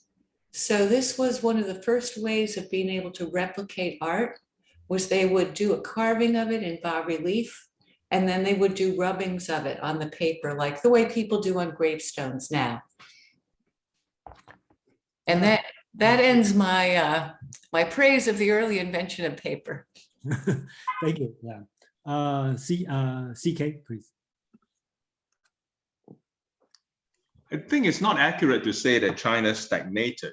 That there were not enough inventions. There were multiple inventions throughout its history. There were so many scientific discoveries, and China was constantly evolving and inventing. And I don't think Confucianism obstructed that much. So the real reason probably was because China was an empire most of the time, united empire, and external enemies weren't that powerful. So there were no real motivating factor to produce firearms at great speeds. And when there were periods of great external duress, like during the Song and the Ming dynasties, firearms were developed rapidly, and they were amongst the most advanced in the world. So I think it's not accurate to say that China simply stagnated while apparently the so-called the West advanced and then had the Industrial Revolution. This is a linear view of history, which is I think subject to some revision now that we are increasingly able to understand more and more of what happened as more archaeological finds were discovered in China and other parts of the world as well. So I don't think it's that simple. Yeah, nothing simple. Yeah, thank you. Phil, please. Yeah, I need to challenge the invention of paper. I mean, no, the reason is not that I'm denying the Chinese did their thing, but how about the Egyptians? I mean, they had papyrus, and that was made of a vegetable material. So is that not paper, or is that just a whole nother category? I think, Chinese paper is more durable, right? Endurable, it can last long, and the papyrus is rotten easily. Well, that might be true, but what I'm saying is that papyrus is, in my mind, a kind of paper. Yeah. And before Cairun already had the paper, but that I think it's the significance is he find a cheap, easy way, Yeah, okay. way to mass produce paper. I think that's the. Yeah, I will agree with that part. Yes. If you see this picture, if you can see clearly, that's how they make it. They use a big bucket, right? Put the water, and I think they put some rice soup on that, and some then stick together and take it out and make it dry. So you make a big piece of paper. I think it illustrates something else that's more important. That means mechanical industrial production. Yes, which is sort of early Henry IV, so to speak. The Egyptian didn't have mass production of papyrus. Yeah, because the high population during that time. Okay, there's more people, so a lot of things happen. Yeah, but I want to underscore that the mass production was actually more important than the paper in that case, then, because. We have a different view on that. Yeah, we can have a different view to look at this way. Yeah, Madeline, please. Yes, just to clarify a bit on the difference between papyrus and paper. Papyrus was made from reeds. Okay. They would have to hand split the reeds, and basically they would flatten out the pieces. Mhm. And then they'd lay out, let's say, one batch going horizontally and another batch going vertically on top.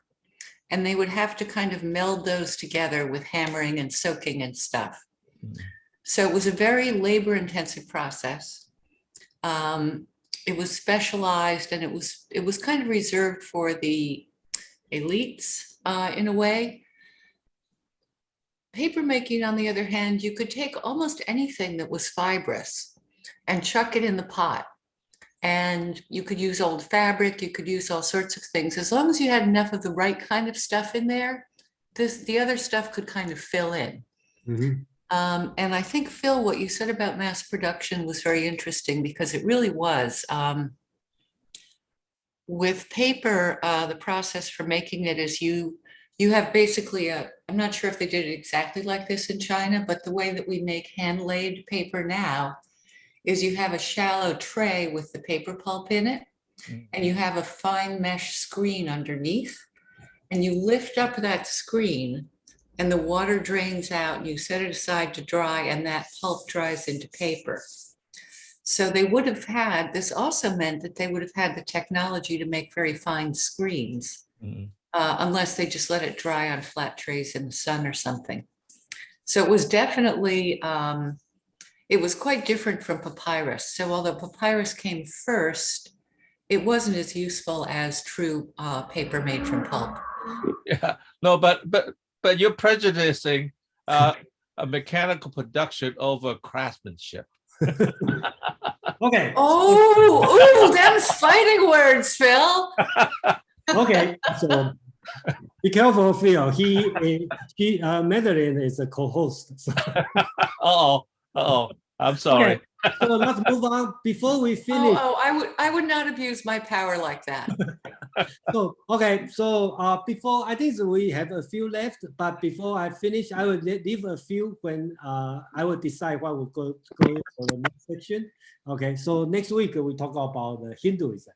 Then Qin is going to talk about the Taoism, Taoist utopia idea. Okay, that's in the 4th century. And I probably will continue the rest of this and with some new material. I think this period of time is very interesting. But before we finish, I really want to talk to the last subject, and hope you don't fall asleep, because it's about math. Okay, so the calculator of pi. Okay, so I find out that that's interesting to understand how Chinese understand pi in the ancient time. So I think in the last week we talked about Liu Xin. People claim, okay, if you search for the internet, okay, most of the claim is Liu Xin already know how to calculate pi, which is 3.1547, which is very accurate. But personally, I'm not that concerned about the accuracy of pi. I'm more concerned about how do they do it, and what kind of concept they have. So In the Zhou Dynasty, Chinese already constantly use the circumference is 3 and while diameter is 1. So which is roughly right. I don't see that's any special. Because around the world with certain people probably know this, but probably doesn't have the concept of like the number is always the same. Doesn't matter it's a small ball, small circle or huge one. So probably doesn't have this concept. So the evidence of Liu Xin knows how to about pi is from this vessel. I think I mentioned last time, this one in the National Museum in Taiwan, and which is the measuring vessel about 10 liter, Chinese liters, with 1 foot, Chinese foot high. And he described, inscribed on the vessel about the size, okay, on the surface. So based on this, we calculate it's 3.15. So I'm not convinced that's the concept of pi. Just he probably know, but not in his writing, unless somebody show me. But I haven't found anything. So I think Zhang Heng probably know, but that's the text I find out. His text, he talk about this, talk about the, I translated the cube divided by sphere is roughly the root of 64 over 25, okay, which is way off, but he probably that's the estimation. And then he calculated the square, square under divided by circle is about square root of a divided by 5. So that's the way he do it. But it's probably, you know, I just don't see, because his writing is all lost. This part of the writing is lost. So I'm not sure what he is thinking, okay? But here's another writing is interesting. Okay, that's I find out the text. He's talking about, if you look at the, I think he talk about moon, okay? If we measure the size of moon of the, I think he probably by observation, the diameter, okay, is 1/730 of the circumference of the heaven. He talk about this one. And it's the size is 1/132. Okay, so yes. okay. So okay, 1/232 of the Earth. Okay, so if you do this calculation, it's pretty close. Okay, so how does he come with this number? Okay, I don't know, but probably by observation, what kind of measurement, there's no record on that. So I keep looking on this one. So I look at, that's the, on the 197 CE, that's the first systematic Chinese math book called the 9th Chapter of Mathematical Art. Okay, so this one could be considered as the first Chinese mathematical book. Okay, so they try to resolve 9 mathematical questions. Okay, okay. Remember, you should give them credit because they don't know the decimal number. Okay, and they have no symbol. You know, that's the way they have to do it. So this book described how Zhang Heng calculate pi. Okay, he talked about the based on Zhang Heng's argument. So the calculation is based on his square root of a/5. So he find out the pi is exactly square root of 10, which is 3.1622. So this number is off much, a lot of not accurate. But to me, that's the evidence of pi, because they start to have a concept by looking at the Chinese text. They have started to have a concrete concept. They call it the rate of circumference. Okay, so that's the name. So the evidence is during this time, the mathematician give a name and they give a number. So that's the proof of knowing pi in Chinese. So that's my understanding. So I will appreciate more on this than the previous correct accurate calculation, because They just empirical, right? And they don't know it's big, small are all the same. They don't know that. But here, the text proof, they calculate is the square root of 10, and they give a name. So that means they know that's a constant number. So I think that's a significant improvement during this time about the end of the 2nd century. So I'm curious. So I go more to try to find out how, but I give up. Okay. So somebody know Chinese, please read this one. And if you can translate for me, I really appreciate, because I believe that's the process he's talking about, and come with a square root 10. But we should give the author credit, okay, because there's no numerical number, everything in Chinese, and he has just described without formula, and come with, he said, square root 10, okay, is the rate of the spheres. And then I show this one. It just want to shows you how difficult to do math without the modern formula or numerical system, because they have to write the whole paragraph and try to figure out the number. So I think I will end here today, and then we will continue for the rest of the development and the next time. And with a few, I think I will add a few religious things, and then I will move on as a Three Kingdoms, Romans of Three Kingdoms. I will start to work on that. And the next week, we are going to have Hinduism, non-dualism on that. And then we have a pin talking about the Taoism, utopia. So that's the end of today. Let's have a few minutes to discussion, and then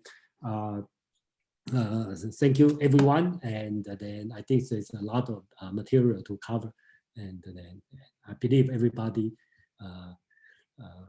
observe their time, and then so we can move. Yeah, thank you. And Phil, please. Yeah, thank you. Just a technical question, because it seems to me without Arabic numerals and particularly decimals, it would be very, very difficult to make a correct calculation. So that was just a technical thing. So approximation is about the best you could get, right? Because you have to have the decimal point at some point to actually calculate it, because it's such a difficult number. Now, that's my comment. That's it. Yeah, I think so. The reason I show this one is like, I hope everyone, when they do math, start to appreciate, the modern system we have. And I believe Roman probably face the same situation, when they use the Roman numerical, I'm not sure how are they going to make progress on math, I don't think they do calculations with the numbering system. The thing is, you're building something, you need to know, if you want to make a round building, you need to know how much wood or brick you have to order. Yeah. And three, using 3 for the value of pi is probably good enough. Probably, right? Yeah. Thank you. It probably is. And I just posted 22/7 the fraction. It's actually surprisingly close to what it is. I don't think I would challenge you to do carpentry or castings with a level of accuracy that the square root of 10 is a good approximation. If you're doing carpentry or metal castings, we're talking precision machining. You don't have problems until you do precision machining, and they couldn't do that back then. Yeah, thank you. Yeah. And a lot of modern engineering calculations are approximate, not precise. Yeah, the reason I'm talking about this, I'm more on the thinking about the concept of that's a fixed number. I'm looking for text proven, like, okay, that's the number. That's what I'm looking for. Yeah. CK, please. I actually have 2 questions. When did the Chinese have a concept of zero at this time? I Or don't if know. not- I don't see any talk about zero. And during the ninth chapter of mathematical art, they started talking about to calculate the algebra question. So it's painful to read the text. So when did the Chinese start to use zero in their calculations? I don't see ever have a zero, And I also like to find out. Probably you can find out. I was always told that the zero is an Indian invention, but I think don't so. know. Yeah, I think it's an Indian invention. I think and I don't see the word zero show up much. Ever show up in the ancient text? The word. So another question: when did the Chinese start to use the decimal point system? I think that's modern time. Only the modern time. After So we before that, how did they deal with decimals? Did they ever deal with decimals? They use 10. They know 10. They will say 分之一 this kind of words, But then there is the concept of decimals. Yeah, right? they have the concept of decimal, but there's no way to represent. Okay, so other than writing the vertical text. So I see. Okay. it's very painful. When I was young, I do try to read it, and you find out it's just painful. And this time I try to read it again. It's another painful process. So, and I eventually figure out that if you know Chinese, they call mian, right? And that means the square root. Whether they say 十之面, okay, 10 face, that means square root 10, okay. So they have some technical word they need to understand, but it's still painful, very painful. So we have Phil and Jiang. Phil, please. Yeah, I wonder whether it was the Indians. This is just a question because it seems to me the Babylonian might have had a concept of zero because they were so much into computation about who owes what to whom, right? I guess you could say, you owe me 3 bushels of corn, and then you just cross it out instead of a zero. But they were so much in ledgering trades and how much debt people were. So I don't know if the Babylonian had any concept of the zero, but they might have. I know Maya, okay, has a concept of zero. Okay, Maya, okay, they have a concept of zero. And when we talk about zero, not means the concept of zero. Basically, you use something to represent zero. I think that's a big invention. And the Maya has it. They have the symbol, okay, and they say so. I think that's a contradictory in the human nature because you have to use something to represent nothing. I think that's the advantage. Well, in accounting, like I don't think the Babylonians had zero. In accounting, if the number of cattle you owe me is zero, I'm not going to come over and bug you or threaten you or anything. So it's anything other than zero that matters. I think the Mayans were trying to do calendars, weren't they? Okay, so okay, John, please. John, that's your first time. Yeah, thank you for joining us. Yeah, John. Thank you for this presentation, Jason. So back to Wang Mang, the ruler. So I guess everybody's been saying an issue with him was he was too idealistic, he wasn't practical enough. But I wonder, isn't an advantage of being a ruler that you can be like that and you don't have to necessarily get everybody's go ahead to do these kind of things? You can kind of make decisions by yourself. Please give your input on that. Yeah, I think I think we have to appreciate, or we should, at least me, I start to understand how difficult, right, to manage a big country in Roman or in China, right? So today you have a phone, you have telephone, you have internet. But at that time, I just have an order. Let's use this one, and then how does people follow me? Then that's a big question, and that's a technique we need to resolve. So it's a big question. So yeah, Mandarin, please. Okay, so the first thing is just in response to Phil's question. the Babylonians did have the concept of zero. If you do some looking around, like at their star charts or some of their ancient record keeping, but apparently they didn't usually use a symbol for it. They would leave a space, or it would just be assumed that it was there and you kind of had to know. So it makes deciphering their ancient mathematics especially hellish for modern day scholars now. It's kind of an arcane art. You have to kind of know what they're talking about and where they mean zero, but they did have the concept.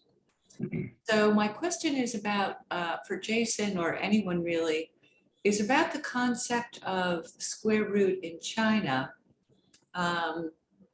because it's a concept of a ratio, and like 22 and 7, say.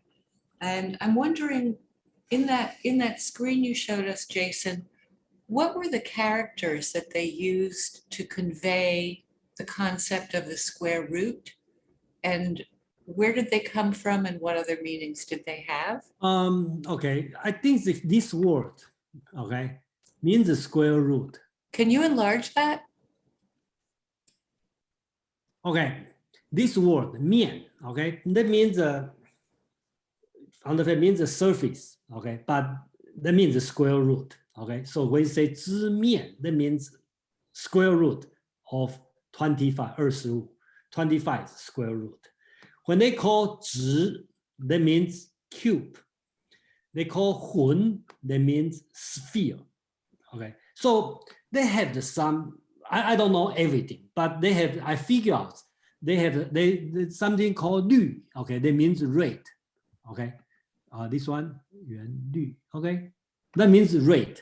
So they have this kind of the word, but they just have to find out the word to use it. So there's some terminology you have to use. So I'm not expert. I just interested, so I look at, and then I just have to say it's time consuming and it's difficult. I don't know anybody is an expert or really spend time on this or not, but I just find out it's interesting. Yeah. Okay, CK, please. Yes, yeah, I would like to carry on with this mathematical questioning, because I'm very intrigued by what the ancient Chinese knew or did not know. Chinese are famous for being very practical and pragmatic people. So did they at this time have the concept of imaginary numbers? For example, a square root of negative 475, which is an imaginary number. Did they even have this kind of concept? I would say no, but of course that's just my direct answer. But I cannot imagine, people think about this, So you haven't come across any of these? No, I don't think so. And again, I'm not scholar. I'm nothing. I just interested on this kind of subject. So I don't see anything, and I don't think Chinese will think about the imaginary number. Even irrational number. Even they call the square root 10. They probably nothing about it's irrational. I don't know. Just I'm thinking. What about the concept of eternity? I mean, in mathematics, I think that's the thing. That's different. I think it's different than Western. Chinese probably think about eternity, think about infinity. I think infinity. Okay. Yeah, I think there's because a lot of texts reflect. I shall find the evidence on it, but I realize by reading Platonic dialogue and Aristotle and the ancient Chinese text, by comparison, I find out that's a big difference. So what do they call infinity? I mean, 无限. 无限. No limit. Oh, that sounds like a very modern way of calling it. I think the ancient also use this word, and then 上下宇宙, that word also come out very early, right? One means the time, one means the space. Jason, is that the one that turned up in the Tao Te Ching that meant without a tent pole? Yes, Tao Te Ching will talk about the unboundedness, right? Okay, a lot of things about Endless, yeah, a lot of things on this. So if one day I will find more evidence, I will pay. Since people ask this, I will find some evidence, concrete evidence. But right now, a lot of things just my so-called prima facie, idea on this. So one day I shall find more information and I will present. Yeah. So Howard, please. To respond, you were discussing symbols for square roots in Chinese. I collect old books, and I'm collecting English books because I'm unilingual and stuff like that.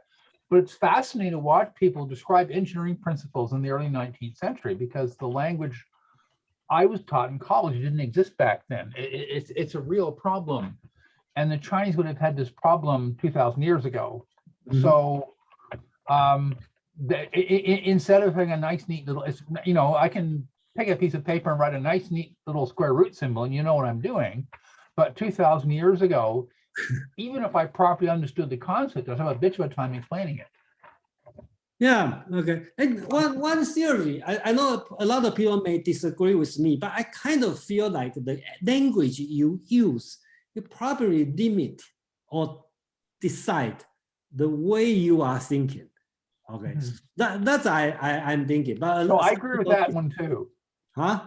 I agree with that one as well. Yeah, I know some people disagree. They believe they can use any language to describe anything. But I kind of, by knowing Chinese well and English well, I kind of feel like you cannot, there's something it's difficult to think of. You got to borrow from other language. That, at least, again, that's just my personal. There are several levels of that. At some point, if we learn this stuff, I can use a certain word, and you immediately know precisely what I mean by it. But even 200 years ago, that word didn't exist, or it wasn't used in that context. Okay, so we shall finish soon. Okay, let's have a CK, please. I mean, I would like to agree with you, Jason. I think you just rephrase Wittgenstein. We are all constrained by the language we use. We can't think outside of the language as our cage. So if you can only think in one language, you're constrained by the language. If you can think in two languages, then you're constrained by two languages. If you know more, you're constrained by more. Yeah. So you say the more language you learn, the more restricted you got? Or? But the more you are constrained by these languages. Okay, so we should only learn one language. Well, then you can be an American. Well, it's better not speak. So you probably did a Taoism master, so you know everything. So. Okay, but anyway, thank you very much. And then again, this one is just the discussion for fun. Okay, and if some disagreement, don't take serious. Enjoy your weekend, and the next week come back to enjoy the. Hey, thanks, Jason. Oh, thanks, Jason. Thank you, Jason. Yeah. All right, see you next week. Okay. All right, thank you very much. Bye. Thanks, Jason. Bye, everyone. Bye. Bye.